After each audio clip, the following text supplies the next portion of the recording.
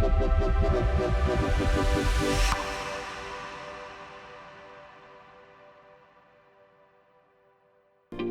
to Cove, Wellbeing and the My Trauma, Your Trauma series with me, Owen Morgan. I want to share my trauma journey and that of others. We will also look at the world of trauma healing, support and research, including guests who specialise in helping those overcome their trauma. My Trauma, Your Trauma is here to explore human experience.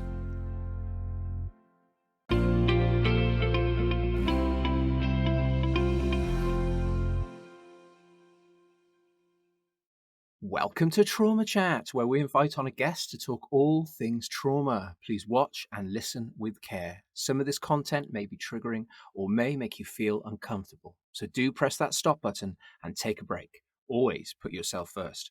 I'm a mental health advocate and a massage therapist, and I've interviewed hundreds of wellness experts over the last 5 years. I want to give a voice to those who can inspire others to improved wellness. Oh, sorry, this is a brand new script, everybody, so it's all bunched together, so you do have to bear with me. We are on Series 2. Really exciting. We did 10 amazing interviews for Series 1. I've learned so much on my journey. It's been absolutely beautiful. Thank you to all our guests. I'm really excited today for Series 2 because I've brought on somebody that I've done a lot of work with already and is part of the My Trauma, Your Trauma magazine show. So you may be very familiar with her voice, if nothing else. Which is fantastic. So we have Emerald here with us today, who works as a family nurse practitioner and a life coach. She's a former ER nurse and has a personal history of addiction within her family. She's going to share what she's been through and how addiction plays a part within trauma and how she moved into her life as a business owner and mum. Welcome to the show, Emerald. How are you today? Hi, good. Thank you so much. Thanks for having me. No, thank you for joining us, and thank you so much for everything you've done for Cove already. Of course, if people don't know, we did that amazing video, didn't we, that you voiced about your story over on our YouTube channel, so people should go and check that out. Really, really cool. Obviously, you were part of our addiction chat show with me, Steve and Daryl, also over on YouTube and podcast providers. That was a lot of fun. Really enjoyed that. And, of course, you're on the magazine show as well, which is amazing. You've got your own section on there.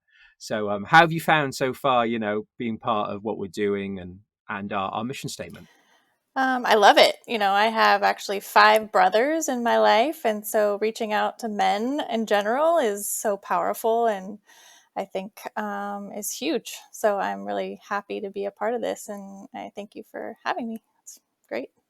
No, it's amazing. Thanks so much. I've always been fascinated by addiction and those behavioral traits. So it was really exciting to meet you and bring you into the fold so I can learn a lot more. I've had a few sort of versions of addiction in my life. So you allowed me to understand a lot more about why I was doing what I was doing. So thank you for that. So how's lockdown been for you so far? Because we're about 10 weeks in at the point we've recorded this.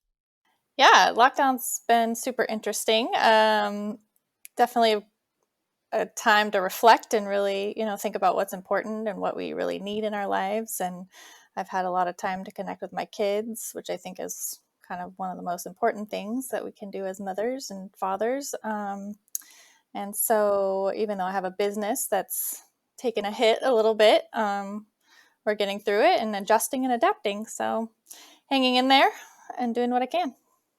Yeah. At the end of the day, we all have our different versions of what's going on for us in at these times. But I'm just hoping we can all hold on to some, resemblance, being grateful for what we have and grateful for our health and connecting. Like we probably wouldn't have this much time to connect with loved ones normally. We wouldn't pick this amount of time to do that. So another good thing to come from that. But as everybody knows, I haven't seen my stepson for 10 weeks, so I've got my own story to tell, but it's allowed me to have time to spend time with amazing people like you. So I'll take that as a really, really good thing. So for all those who don't know you already, let's say our brand new listeners, our brand new people connected to Cove, let us know a little bit about yourself at the moment, what you're up to business-wise, and what life looks like for you. Yeah, sure. So I'm a mother of 2. They're ages 5 and 6. I have a boy and a girl. I'm a family nurse practitioner, formerly ER nurse, and my business involves just empowering those to really understand addiction and trauma and kind of the connection between the two and reducing shame. I have had addicts that have passed away in my life, and I have someone that currently struggles with addiction, and really kind of trying to change the language for addiction and trauma and really getting those things to kind of be on the same page.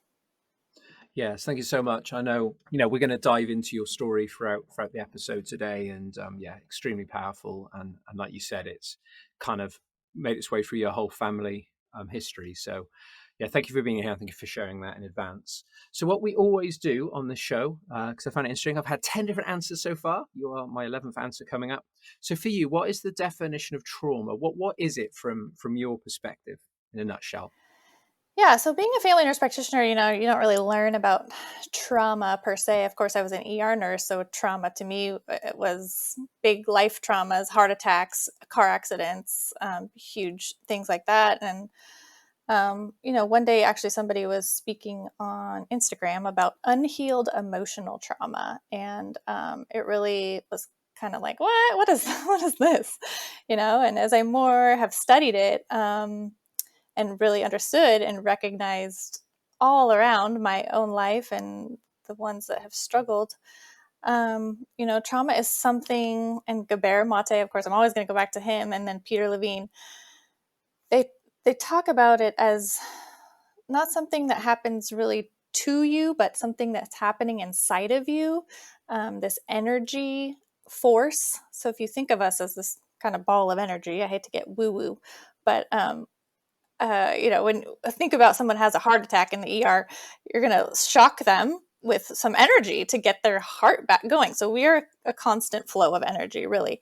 And so if something interrupts us, whether it be something huge like a traumatic trauma event, like a car accident, or someone stifling an emotional response and not acknowledging it. So I think Peter Levine says, it's the absence of an empathic witness after. And so that's a huge understanding of trauma. I mean, there's big trauma, little trauma, but everyone can experience trauma in a different way. And I think people want to be acknowledged no matter what it is, even if it's something small, like my children dropping something and crying over it because it's a big something to them. And if I say, not a big deal, and they kind of start growing up to understand, like, their feelings don't really matter, right? And we have to give definitions to our children for everything. I mean, we teach them language.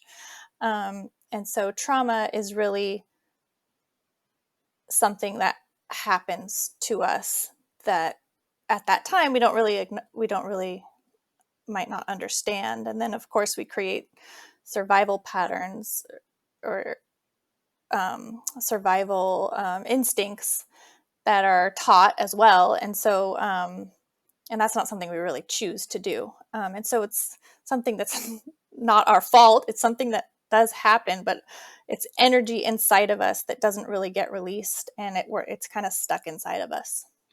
Yeah, thank you. I kind of like we said there about the empathic witness too, from obviously a lot of Peter Levine's work. And like you said, with children, it's kind of validating what they're going through and being there for them and holding a space. That's a good way to repair ruptures, as they would say. I can't remember who said about ruptures. Was that Peter? Was that Bezel? Anyway, he talks about, when there's a rupture of connection between you and your child, you can repair that rupture if you can sort of get on it straight away, and create a space for them, hold their emotion for them so they can be witnessed. You can repair that rupture that you've just had, and then it doesn't have to plague them later. They don't carry that with them. And I really like that. I mean, my previous guests talked about this quite a lot, especially with Pete Levine's story about him being in that car accident. And, some of the people like reaching over him saying, "Are you okay? Are you okay?" And not creating a space for him to process what he's going through and all the trauma from the accident. And then that amazing nurse came along and sat by his side and held his hand and was quiet and said, "It's going to be okay. Yeah. I'm here with you," until the ambulance arrived. It's such a beautiful story how she allowed him to kind of process his stuff in a safe space so it didn't haunt him later. And it's such a beautiful, gorgeous story. And it applies to our whole lives, doesn't it? Especially with our children. What can we do Yep. to validate their feelings, and how can we bring love towards that feeling so it can heal? So with our son, just briefly before we talk about anything else, is we validate his feelings. We get him to understand that it's okay to be angry in this moment and to hold his anger, and we're here for him with his anger. And what can we do? What does he need? What does he need for his anger? And then he gets to reflect on that within the first, couple of minutes of a tantrum. And then he tells us what he needs, and he's got the language to say things. I just need to fill it with love, is one of his most used lines. And then we go, okay, well, here is some love. And he loves it. He's found a really nice way to self regulate with co regulation at the same time. And it's honestly a gorgeous thing to see develop in a 4-year-old, absolutely beautiful. So touch a little bit on that. Anyway, I'm hijacking your interview. So let's get back on track. So we are going to talk a lot more about addiction and your brothers and stuff. So for you personally, have you had any levels of trauma in your life or mental health struggles along the way?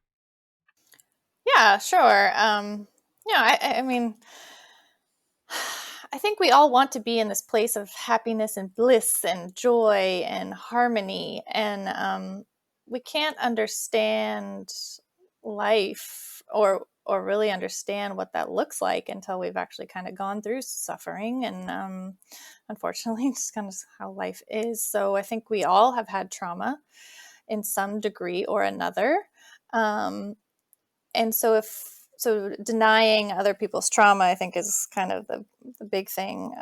We always kind of want to like one up each other, or, oh, well, this didn't happen to me. I wasn't raped. Maybe I was sexually assaulted, but I wasn't raped, so it's not that big of a deal.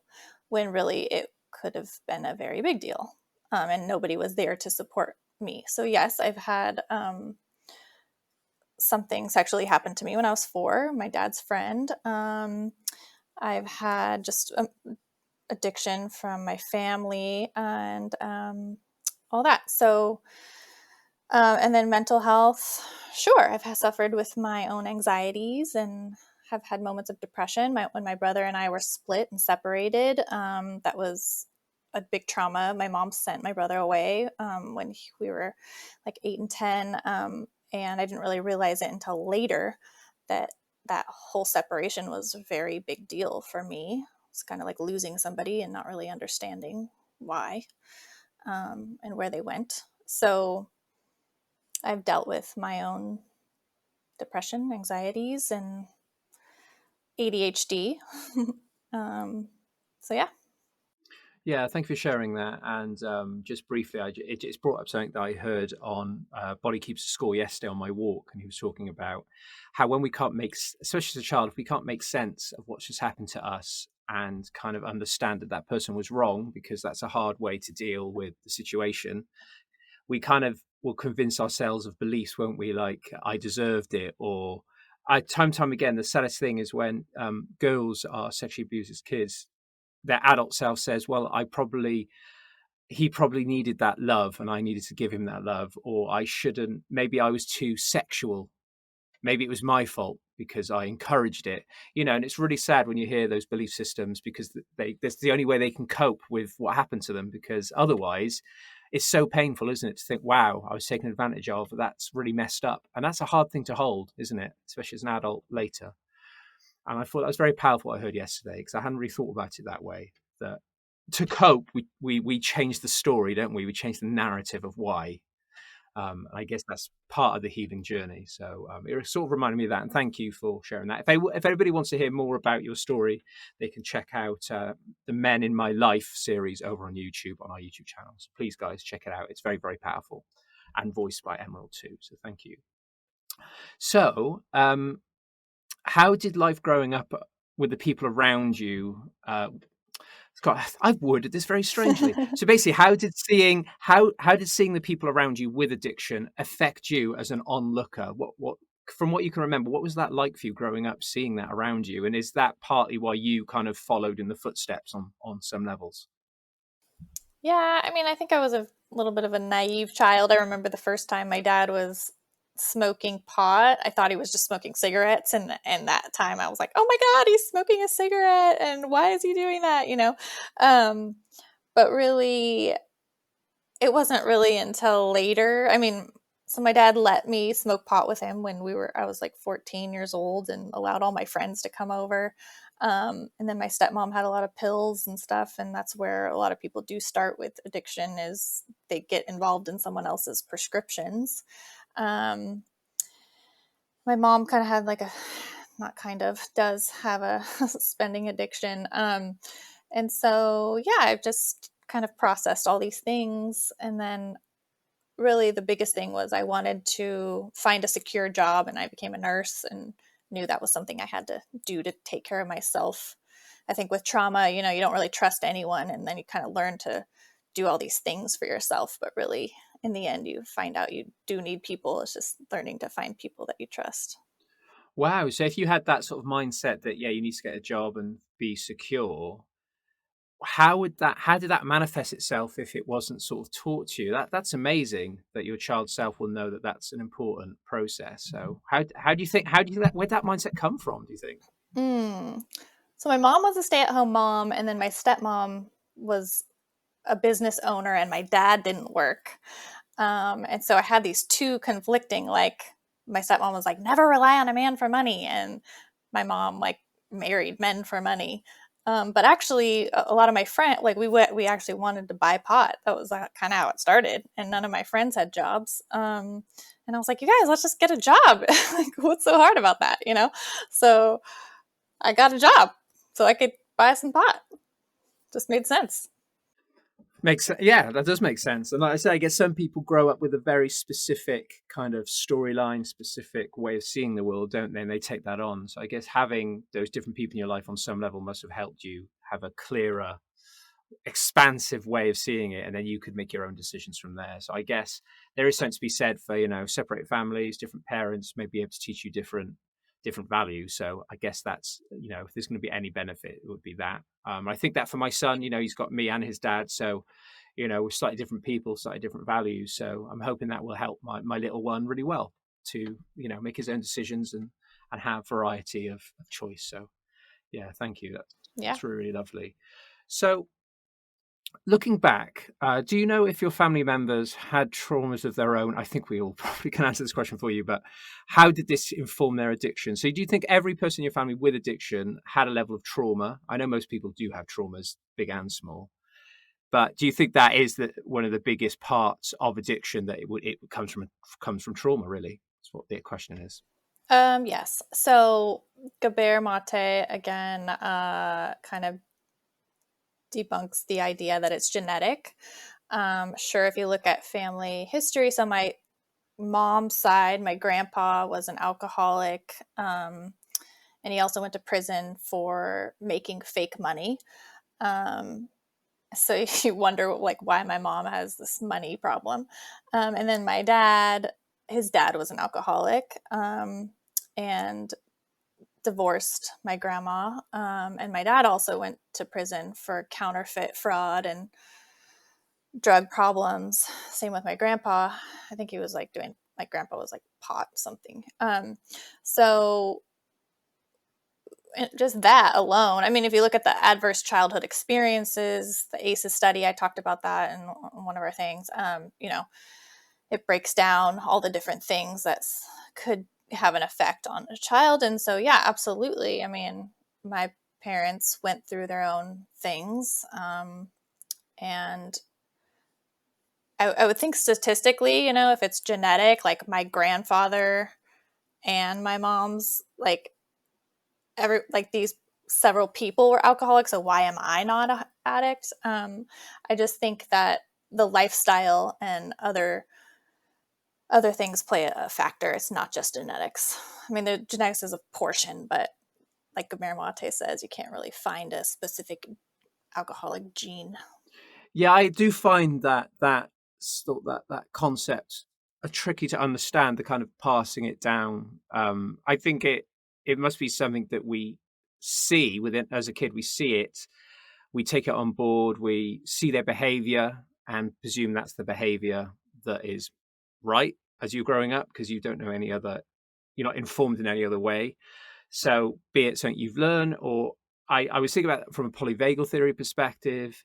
I haven't read much about it, but is there a chance that our nervous system is slightly wired in a way from our mum? So if our mum's nervous system is dysregulated, does that affect our nervous system in the womb? So, I don't know. So I'm just throwing it out there. But that's the only way I could see trauma moving through the generations is through a dysfunctional nervous system, but you would still need a level of trauma to happen to you to be traumatized. So I presume that if your mum is so disconnected and dysregulated that she can't connect and attach to you properly as a baby, that would be an attachment trauma and then would have an ongoing problem. So from the moment you are born, if that attachment trauma is, if there's a severment there, that would probably make sense.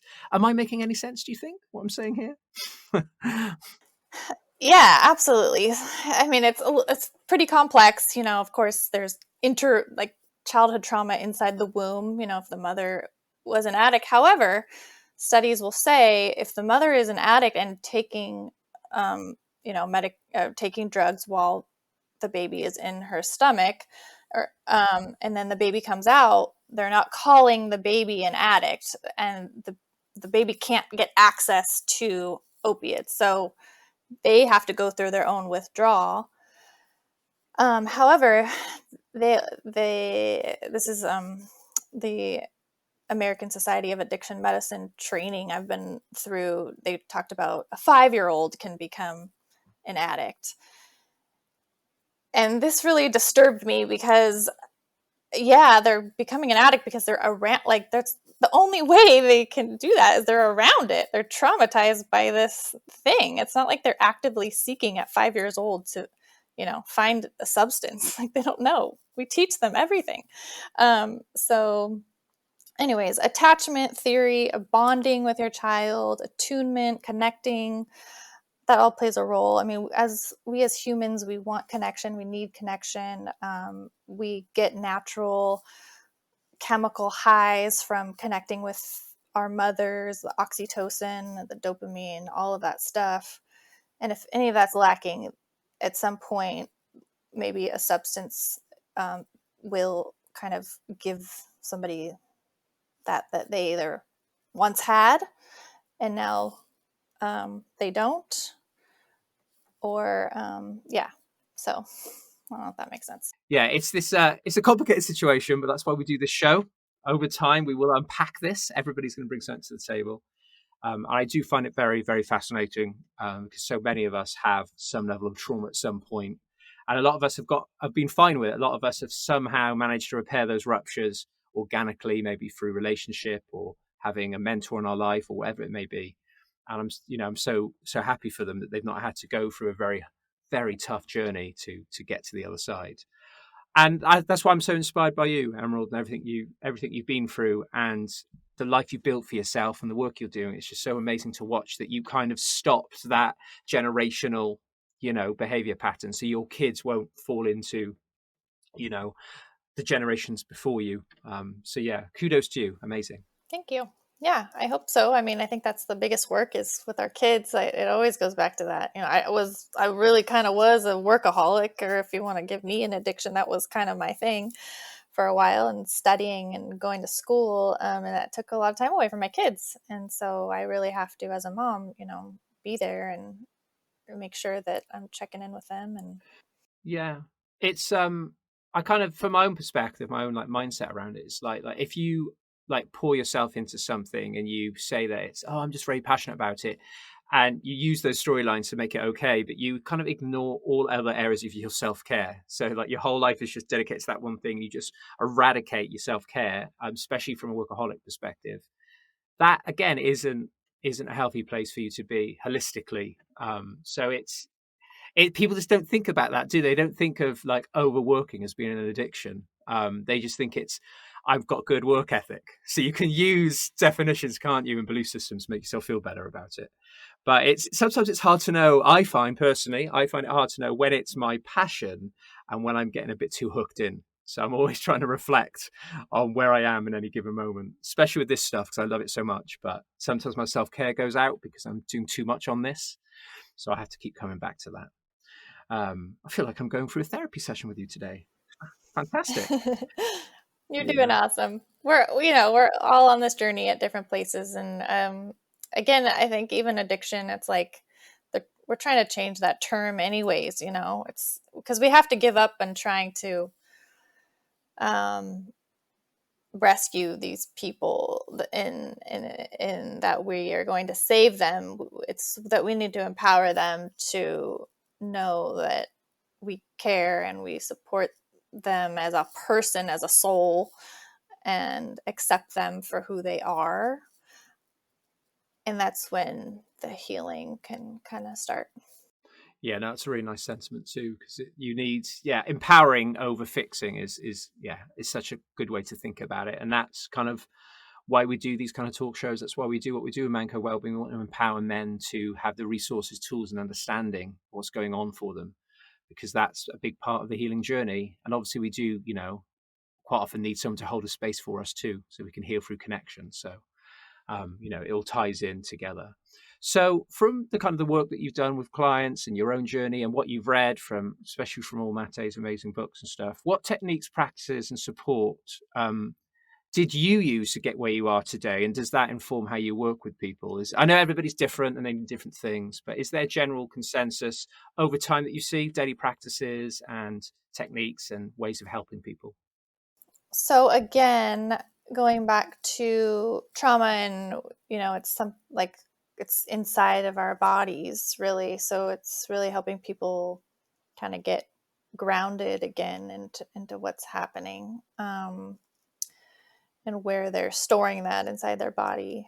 And I think that can happen in a lot of different ways. For a long time, I was like, okay, I need to learn, oh, let me study this, and I'm going to learn this. And it's like, okay, you know what? There's not one way, but there are definitely certain things. And that's connecting back to the body, whether that is massage, yoga, physical therapy,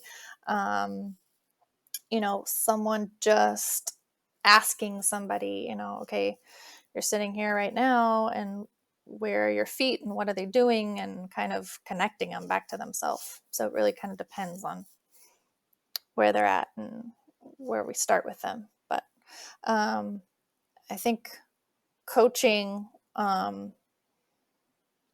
depends on their mental health state. They might need a psychiatrist, they might need a psychologist, they might have to go through that journey of that therapy. But there's just not one thing. It's a couple things. It's a lot of things. And it's family support and all that.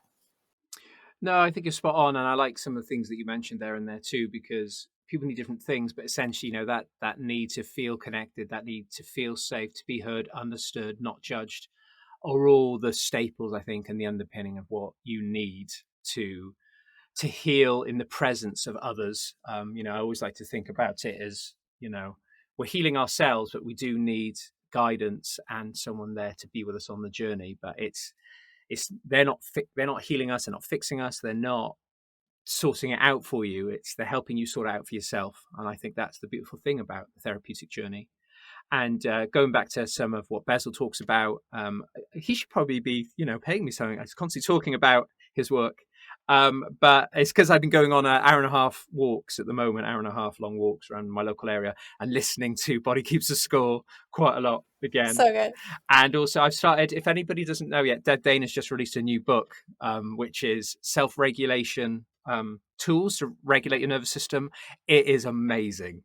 And she just gives you a load of different exercises you can do. So something for everyone, I hope, in there. Amazing. But anyway, back to what he was saying, and I'll throw it back to you.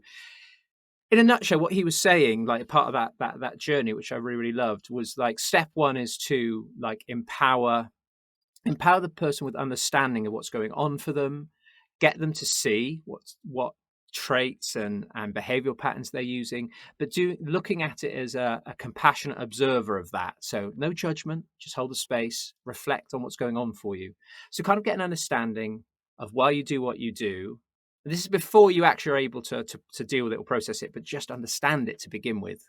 And that needs to be obviously done in the space. So you have that bit, you empower them. Then step two is to create a space to be held, heard, understood, not judged. So that's like your second part through co-regulation. And then the last part, which is the part I was missing, which was embodiment, which is what you're talking about. So when you've been able to understand what you've been going through, had someone see you for that, you then need the ability to be safe enough to come in and feel those things from a safe space perspective. So it's not overwhelming and not re-traumatizing. But that embodiment is kind of the big part of the puzzle at the end to sort of tap into. And I didn't have that. So I had the first two, but then I would leave the sessions and not know how to be in my body. So I was still disconnected from my body because that was the therapy or the yoga, or whatever it is. I didn't do any of that. So I spent years just not understanding why I was feeling like crap all the time. But I cognitively went, oh, I see that I feel like crap. That's not enough. That's not enough. I still feel like crap. So I needed to know how Yeah. to be with my feelings. And as soon as I became embodied, it changed everything. But there's no way I could have been embodied without the first two steps, because I would have just kept coming to my body having a panic attack because I didn't understand what the panic attack was. I needed to know that before that.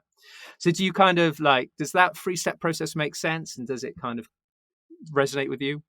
For sure. So actually, okay, when I was becoming a nurse practitioner, I have another business I haven't really even talked about, but that I have two kids, and I was going through school, and I was so stressed out, and I have always been kind of a procrastinator with school, and I kind of diagnosed myself with ADHD. So I went to this psychiatrist, and I'm like, look, I'm like struggling here.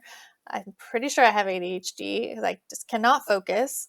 No wonder I can't focus. I'm trying to do like 50 things, and I had to be on meds for a little while, and that helped me get back to like concentrating. And then once I was like diagnosed with that, I was like, wait a minute, this is not like this can't be genetic. And I know people are gonna like, this is not real. Like most psychiatrists are gonna tell you it's genetic. But then I found Gabor Mate, and he's like, wrote that whole book on scattered. And he talks about the family and the dysregulation and all the disorganization. And I'm like, yes, yes, yes, yes, yes. And so that is when I really started to understand and connect back. Because I had went through years of therapy, but it was never anything like, okay, where are you feeling that in your body? It was nothing like that. I was like, okay, just tell your story, tell your story, tell your story. And I'm not going to, bash therapy, but I needed that. Yeah, thank you. And we know how much Basil loves his yoga too. He talks a lot about the power of yoga for healing a lot of people's traumas, and obviously slow motion movements. Reconnecting to all of that too. There's a lot of science and biomechanics involved in yoga too. That kind of bringing awareness to functional movement. It's actually a very powerful physical tool too. And obviously there's a whole chapter on that in his book. But if you don't mind, I'm going to tell you a little story about experience I had with coaching on Monday, and I'll throw it back to you and see what you think. So I still have a few little things inside me that I'm aware of. There's a few little things that kind of keep me a little bit stuck. And I've been on a big old journey, and I know our journeys kind of probably keep going till the day we die. We're always learning, growing, new traumas come our way, new triggers come our way that we may not be familiar with. But I was always getting a sense of tightness in my chest, or maybe a bit claustrophobic, shortness of breath, suffocation perhaps. I was taught how to come into my body and label these things and get a sense of what's going on for me. That didn't really mean anything to me until I had this session, and we were able to kind of work our way back through the timeline, see, different events that happened to me. And we were like, okay, was it from your bullying in school? I tapped into it. I was like, I don't think so. It didn't feel like it's coming from there. Then we go back a little bit. Then I remembered that I had temper tantrums as a kid. So 13, 14, 15. So I'd wake up in the middle of the night, screaming, shouting, running into a wall, punching the wall, saying, help me, get me out, get me out. Now that is a huge narrative that we need to respect and go, why am I doing that? And why am I saying that? Why does it involve punching a wall or whatever? So I broke into, broke into tears, burst into tears, and went, holy shit, what is that about? And then I was able to then track back a bit further to see where the terror tantrums came from. Went back to my childminder who had abused me, force feeding and various other things. And then I was like, oh my God, I feel like I'm trapped somewhere. I feel like I'm suffocating. I feel like I've been put somewhere. And then I got even more emotional. I was like, holy shit, what else did this woman do to me, for God's sake? But I'm able to say it with a bit of tongue in cheek because I've processed a lot of that already. So I can hold it and go, has this woman locked me in cupboards for bad behavior or something? And then that really resonated with me, and I had a shot of adrenaline through my system. And I was just like, wow, I still have lots more to learn. And that sense of suffocation now totally mirrors that. I've carried that pain and that traumatic response from that with me this whole time. And it plays up when I do meditations, it comes up because I think by closing my eyes and being in a space that I can't see or hear or control probably is a trigger for me. And ever since that session, like 5 days ago, I can't explain how lighter I feel from realizing that and being able to say, Yeah. wow, okay, I forgive her for what she's done. I've managed to build a great life for myself. So I just wanted to share that with you. And if you kind of subscribe to that as you start to become embodied and feel into these things, you can start to shift things around, have some releases. Does that kind of connect with what you've learned?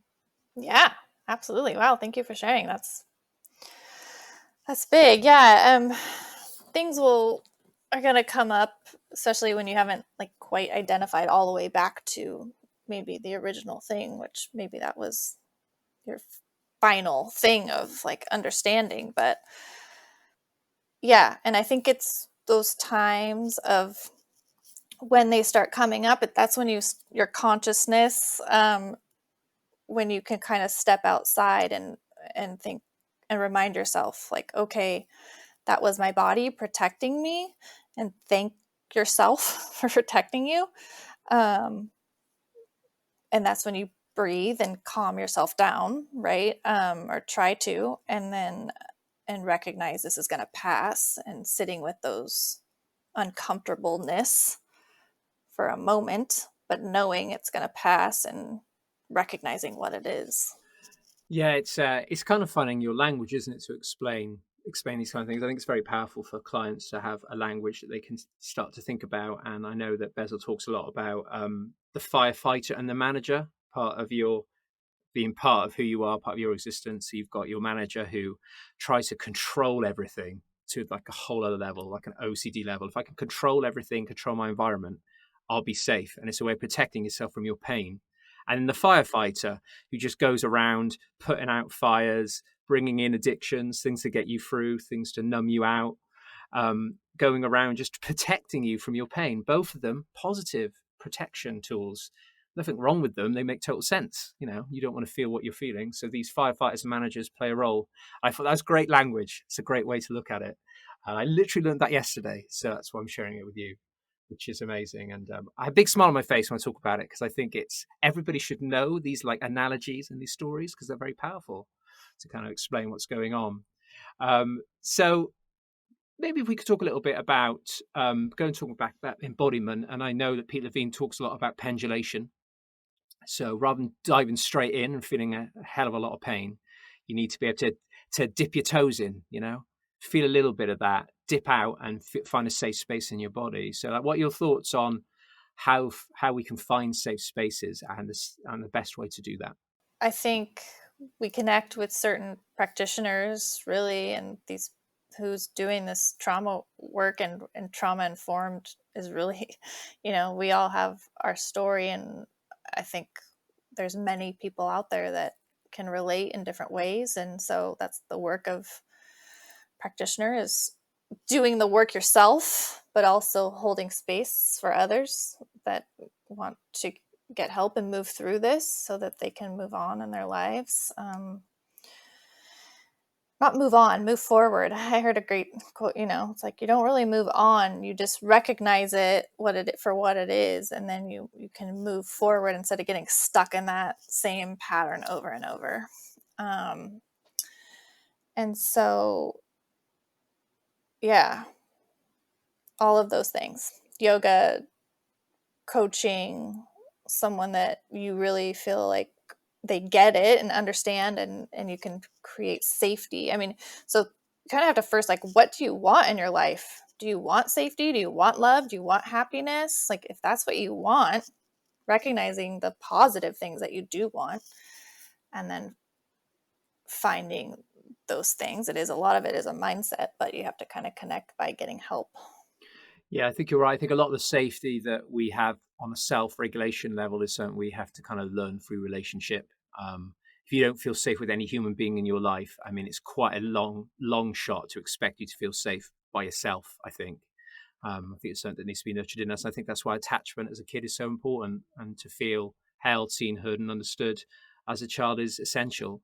And that's the crazy thing about parenting, really, is that anybody in the world can have a kid from any background, from any trauma story, which is kind of crazy when you think about it. You know, you need to be in the best possible place you can be, I guess, to be able to hold another human being. But hey, what can you do about that? There's no exams for parenting, is there? So you know, it is what it is. So you know, I just hope that the kind of things that you're doing and the kind of things that we're doing can really help people, start to connect a little bit more. And I have to say that, like, anybody listening, please don't just dive into what we're talking about. Don't just start lying down and coming into your body and feeling all this pain without a safe, informed space to come to, because it's tough, and it's always good to reach out first, to a therapist that connects. And if you have a feeling or a gut instinct that the relationship doesn't feel quite right, and maybe it's slightly triggering for you, that's okay. Just do your research and find somebody else. Nothing wrong with that. There's nothing wrong with them.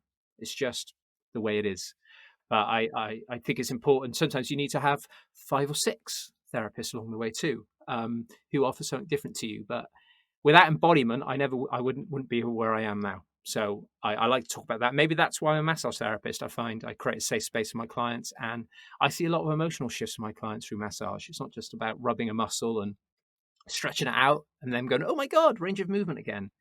They come out, and we seem to have a deep connection. The first time I see clients at the end when they leave, they got this big smile, amazing eye contact with me.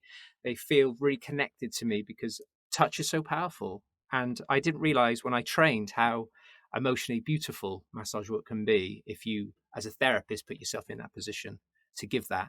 So yeah, I can't wait to start doing it again. Obviously, I haven't done it because of the pandemic, but I can't wait to reconnect with human beings again, which is amazing.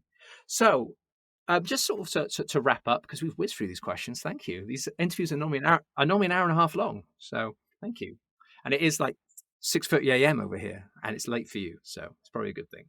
So what insights? This is like your finale epic thing to say before we go. What insights can you or what would you like to share with the audience who may have addictions and are looking to start a journey? What advice would you would you give them? Yeah, I guess I kind of said a lot more so than it is really kind of surrendering to trying to fix someone else. I think we have to kind of dive into ourselves, and especially if anyone's out there has struggled with family addiction or is wanting to like help a family member. I think getting help through that process is so big. I mean, I've had several, like you said, I've had several therapists and I've had a few different coaches because there's different things you have to work through. It's just the way it is. And so really trying to find someone that you can connect with and work through those things is like really kind of the key, I think. And then you can start to learn and understand your emotions. I think emotions is huge. A lot of us don't learn emotions or don't learn how to regulate our emotions. So emotional regulation, but starting to just putting a name to anything that you're, oh, I love this cup or whatever. I don't like X, Y, and Z. This makes me feel happy. This doesn't make me, I'm feeling angry. A lot of times we're doing a reaction, we're reacting versus acknowledging what it is inside of it. We're just doing it. So putting a name to emotions, and compassion for yourself, for the ones around you,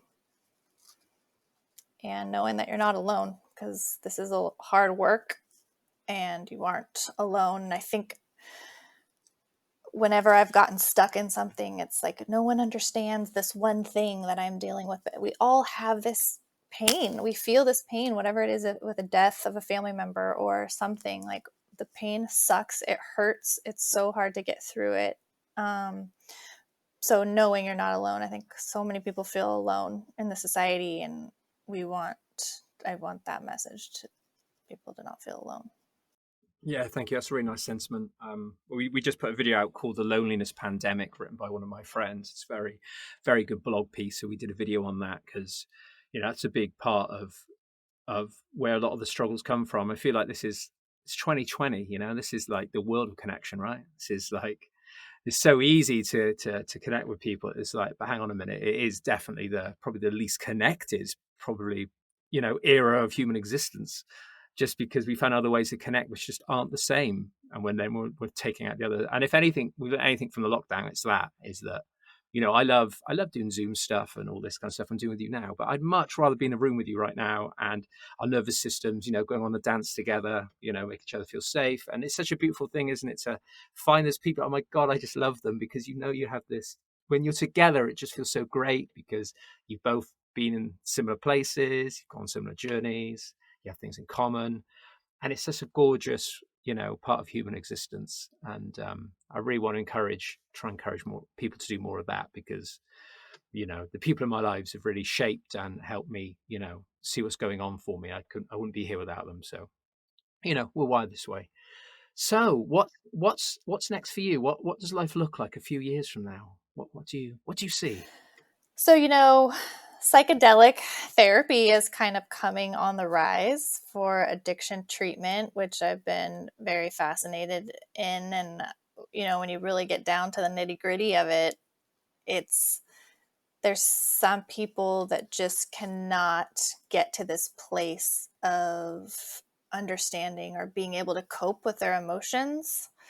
And so the deeper stuff is connecting back to nature, ironically, right? Psychedelic mushrooms and all these things they're nature. And then we've created all these stupid synthetic things, and it's just kind of messed up things. But anyways, so of course it's not a cure, but I do think it's a potential possibility for people who are so deeply stuck in their addiction. There's a great documentary called Dosed.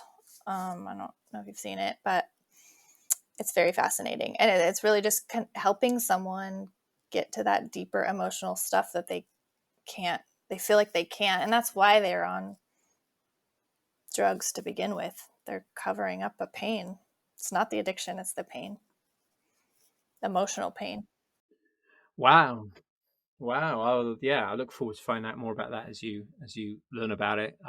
Because, like you said, if it's deep enough in you, it's so deep that you can't even bear or even aware that it's there. Even you've got the addiction, you're completely unaware that there's this deep wound, and for some people, as sad as it is, they never ever get to process it, heal it, and that's really sad. Because I think in the right circumstances and maybe new research, they can help those people. Because I always think about it as a dysregulated nervous system too. It's like, if it's so dysregulated that they see no hope, then that's it for them, and that's really sad. But I guess we've all have different stories. There's only so much we can do. But that sounds like even more amazing research to kind of tap more into the human experience. So Yeah, I'm excited I about can't it. wait to learn more about that. It's going to Yeah. be great. I'll as soon as you're an expert, I'll bring you on, and Okay. we'll talk all about Sure. it. Great stuff. I want to thank you so much for joining us today and sharing, a little bit about what you've been through and the kind of work you do. I feel it's very, very powerful. There's been lots of little nuggets of information in there, I think, for people to tap into. So, where's the best place for people to find you online? Yeah. Well, I have my Instagram, which is addiction_connection_. My website's going through a little hiccup right now, but I have something called Functional Addiction Medicine. And you can also email at info@addictionconnection.org. Yeah, great stuff. Yeah, sorry about your website. I've kind of seen you going on that journey. And a few of my other friends are going through a similar issue. I'm like, oh God, what's going to happen to my website? But that's fine. Yeah, but please, everybody, go and check out Emerald's Instagram. It's really awesome. Some really awesome stuff she puts out on there. And yeah, and obviously you can find out a lot more about Emerald anyway on our website and all the videos she's been involved in. And please do check out the My Trauma, Your Trauma magazine show. Emerald's one of 9 people involved in that. And we'll have little segments with you, won't we, of like really insightful stuff. And yeah, I'm just so excited to have met people like you and the journey we can go on together. So thank you. Yeah. Thank you, Owen. You're awesome. And thanks for listening. And good job, everyone. That's all right. I love to talk. People don't know that already. They don't know me. There we go. All right. Thank you very much for listening. And thank you for all your support in Series 1. It was amazing to get all the amazing feedback we had. It was so beautiful. And Series 2, I've got some absolutely amazing guests lined up. It's gonna just be an amazing journey for all of us to be involved in. So that brings us to a close. If there's any way, if there's anything you need help with, please do check out some of the helplines in the description of this video. Please don't suffer alone. There are amazing organizations and charities out there that can help you. We do have a website directory on our website full of amazing practitioners who may be able to help you too. So go and check that out. Everybody we've connected with. I'm trying to think, Emerald, oh my God, I need to put you on the directory. Right, I'll be doing that. I'll be doing that next week. So that's great. So yeah, check that out, guys. Please, everybody, stay safe. Look after loved ones, and now get to know your neighbours too. You know, if you're in lockdown, get to know them. There's some amazing people around you. You probably don't even realise. So make the most of that. So stay safe, everybody, and we will see you for episode 2. Thanks for listening.